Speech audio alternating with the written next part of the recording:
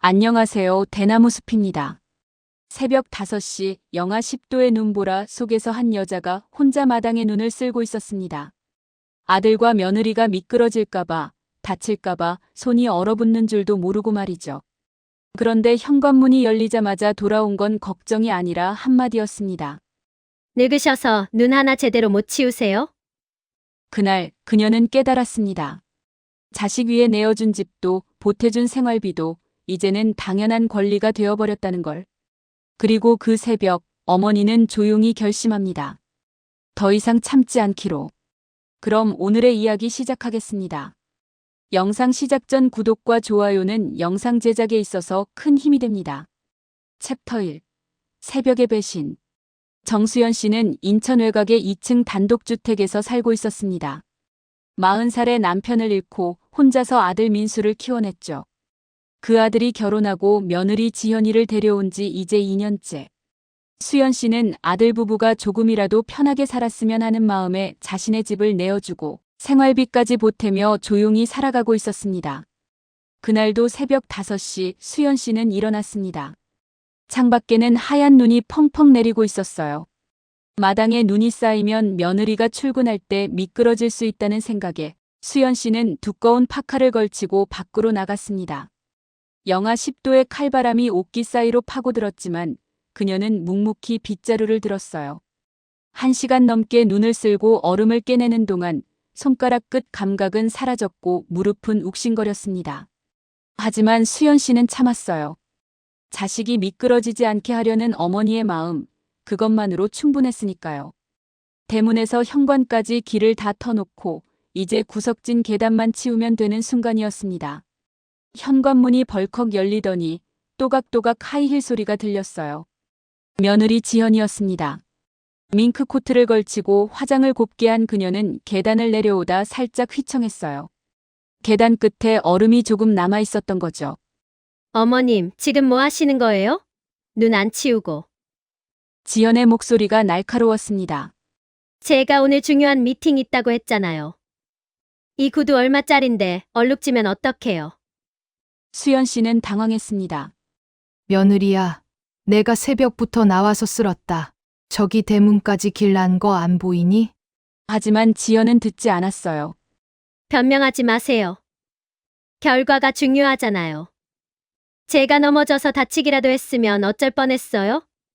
늙으셔서 이제 눈 하나 제대로 못 치우시는 거예요. 그 말이 수연 씨의 가슴을 찔렀습니다. 새벽부터 손이 얼어붙도록 일한 수고는 안중에도 없고 오직 자신의 구두만 걱정하는 며느리. 수연 씨는 입술을 깨물었지만 아들 부부의 기분을 상하게 하고 싶지 않아 참았어요. 알았다. 조심해서 다녀와라. 지현은 쏘아붙이듯 덧붙였습니다. 그리고 어머님, 저녁에 민수 씨랑 밖에서 먹고 올 거니까 기다리지 마세요. 아, 빨래 내놓은 건 이트는 건조기 돌리지 말라고 제가 몇 번을 말했어요? 손빨래에서 널어두세요. 차가 멀어지는 걸 보면서 수연 씨는 멍하니 서 있었습니다. 눈보라는 다시 거세게 몰아치고 그녀의 마음속에는 더 차가운 서리가 내려앉았어요. 무릎이 아파서 더는 눈을 쓸 수가 없었습니다. 집으로 들어온 수연 씨는 파스를 붙이고 소파에 앉았지만 며느리의 말이 가시처럼 박혀 빠지질 않았어요. 늙으셔서 눈 하나 제대로 못 치우냐는 그 말. 그 말이 수연 씨의 귓가에 맴돌았습니다. 평생 가족을 위해 헌신했는데 이제는 짐이 된 걸까요? 창밖에 눈은 계속 내렸지만 수연 씨의 마음은 이미 얼어붙기 시작했습니다. 저녁이 되었을 때 아들과 며느리가 돌아왔습니다. 두 사람 모두 표정이 좋지 않았어요. 수연 씨는 따뜻한 꿀물을 타서 내놓았지만 며느리는 저단 거 싫어하는 거 아시잖아요 라며 거절했습니다. 수연 씨가 조심스럽게 입을 열었어요. 며느리야, 아침에는 말이 좀 심했구나. 나도 늙은 몸 이끌고 새벽부터 고생했는데. 그러자 아들 민수가 끼어들었습니다. 어머니, 지연이가 틀린 말 한 건 아니잖아요. 어머니가 좀 꼼꼼하게 치우셨으면 지연이가 놀랄 일도 없었겠죠. 왜 굳이 지금 그 얘기를 꺼내서 분위기를 안 좋게 만드세요? 수연 씨는 말문이 막혔습니다. 자신이 낳고 키운 아들이 자신을 나무라고 있었어요. 민수야, 너 지금 그게 어미한테 할 소리니? 목소리가 떨렸습니다. 내가 이 집 식모도 아니고 너희들 편하게 살라고 내 집 내어주고 생활비까지 보태주는데 그날 밤 수연 씨는 잠들지 못했습니다. 창밖에는 여전히 눈이 내리고 있었죠. 그녀는 서랍 깊숙한 곳에서 통장과 집문서를 꺼냈어요. 남편이 남기고 간 유산과 자신이 평생 모은 재산, 모두 자신의 이름으로 되어 있다는 사실이 오늘따라 얼마나 다행스럽게 느껴지는지 몰랐습니다. 그 순간 수연 씨는 결심했습니다. 더 이상 참지 않기로. 챕터 2. 치밀한 계획. 다음 날 아침 수연 씨는 평소보다 더 일찍 일어났습니다. 하지만 눈을 치우러 나가지 않았어요. 대신 가장 아끼던 정장을 꺼내 입고 화장을 곱게 했습니다. 거울 속에 자신을 보며 다짐했죠. 정수연, 이제 진짜 내 인생을 살아야 해. 집을 나서며 마당을 둘러봤습니다. 눈이 쌓인 정원, 남편과 함께 가꾸던 그 공간. 이제는 떠나야 할 시간이었어요. 수연 씨는 미련 없이 대문을 나섰습니다. 첫 목적지는 김 변호사 사무실이었어요. 남편 때부터 알고 지내던 분이었죠. 여사님, 이게 얼마만입니까? 김 변호사는 반갑게 맞았습니다. 수연 씨는 가방에서 서류들을 꺼내 책상 위에 탁 소리나게 올려놓았어요. 변호사님, 급하게 처리할 일이 있어서요. 집하고 상가 건물, 둘 다 매매하려고 합니다. 김 변호사의 눈이 휘둥그레졌습니다. 아니, 근데 아드님은 아십니까? 상가는 아드님이 장사하고 계신 걸로 아는데요. 수연 씨는 단호하게 대답했어요.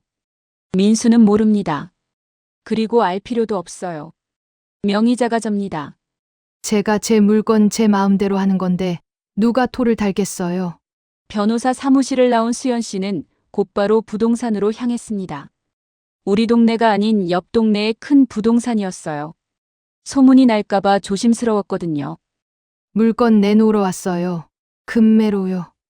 수연 씨의 목소리는 확고했습니다. 이번 주 안으로 잔금까지 치를 수 있는 분을 찾아주세요. 가격은 시세보다 3억 낮게 내놓을게요. 부동산 사장은 눈이 반짝였어요. 어머, 그 정도 조건이면 현금 들고 대기하는 투자자들 줄 섭니다. 수연 씨는 한 가지 조건을 더 붙였습니다. 집 보러 오는 건 평일 낮에만 가능해요. 그리고 세입자. 그러니까 제 아들이 알면 안 돼요. 깜짝 선물해 주려고 하거든요. 부동산 사장은 눈치 빠르게 알아들었어요. 아, 알겠습니다. 비밀 확실히 지킬게요. 수연 씨는 빙그레 웃었습니다. 정말로 깜짝 선물이 될 거예요. 그들이 상상도 못할 선물 말이죠. 점심은 혼자 고급 일식집에서 먹었습니다. 평소엔 며느리 눈치 보느라 집에서 물에 밥 말아 먹었는데 오늘은 달랐어요. 정갈하게 나온 음식을 하나씩 맛보며 수연 씨는 자유의 맛을 느꼈습니다. 이게 바로 내 돈으로 나를 위해 쓰는 거구나. 식사를 마치고 수연 씨는 아들의 가게 근처로 갔습니다. 건너편 카페 2층에서 아들의 가게를 내려다봤어요. 점심시간인데도 한산했습니다. 자세히 보니 아들은 카운터에서 핸드폰 게임만 하고 있었어요. 알바생 혼자 주문받느라 쩔쩔매는데도 거들지 않더군요. 수연 씨는 혀를 찼습니다. 저러고도 나한테 생활비 줄 돈 없다고 징징대니. 그때 며느리 지현이 가게로 들어왔어요. 손에는 명품 브랜드 쇼핑백이 가득했죠. 두 사람은 손님이 있든 말든 낄낄거리며 웃었습니다. 지현이 새로 산 핸드백을 자랑하는 모습이 보였어요. 수연 씨는 커피를 내려놓고 자리에서 일어났습니다. 이제 정말 미련이 사라졌어요. 배신감이 아니라 확신이었죠. 이들은 변할 사람들이 아니라는 걸. 저녁에 집으로 돌아오는 길, 부동산에서 전화가 왔습니다. 벌써 매수자가 나타났다는 거예요. 내일 3시에 집 보러 오신다는데 괜찮으세요? 좋아요. 잘 부탁드립니다. 수연 씨는 차분하게 대답했습니다. 집에 도착해서 짐을 정리하기 시작했어요. 새벽에 아들과 며느리가 잠든 사이 조용히 옷가지를 압축팩에 넣었습니다. 필요 없는 물건들은 검은 비닐봉지에 담았죠. 다음 날 노부부 매수자들이 집을 보러 왔습니다. 남편은 마당을 보자마자 감탄했어요. 서울에 이렇게 관리 잘 된 마당이 있다니. 수연 씨는 씁쓸하게 웃었습니다. 제가 매일 가꾼 마당이에요. 이제는 더 잘 가꿔 주실 분께 넘기고 싶네요. 그들은 즉석에서 계약하기로 했습니다. 수연 씨는 속으로 카운트다운을 시작했어요. 이제 며칠만 참으면 돼. 조금만 더. 그날 저녁 아들과 며느리가 또 요양원 이야기를 꺼냈습니다. 어머니, 요양원 알아보셨어요? 민수가 물었어요. 지연이가 알아본 곳 진짜 좋다던데. 수연 씨는 웃으며 대답했습니다. 그래, 긍정적으로 생각하고 있다. 너희 말대로 내가 짐이 되면 안 되잖아. 지연이 신이 나서 말했어요.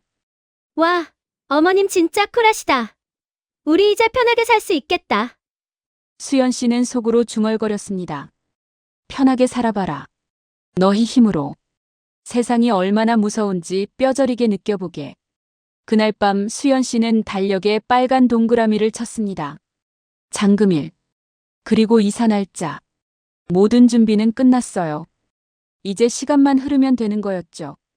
수연 씨는 깊은 잠에 빠졌습니다. 오랜만에 편안한 잠이었어요. 이 어머니의 선택이 과연 가족에게 어떤 결과를 가져올지 끝까지 지켜봐 주세요. 현실보다 더 현실 같은 이야기, 다음 전개가 궁금하다면 구독과 좋아요 꼭 눌러주시면 다음 이야기를 가장 먼저 전해드릴게요.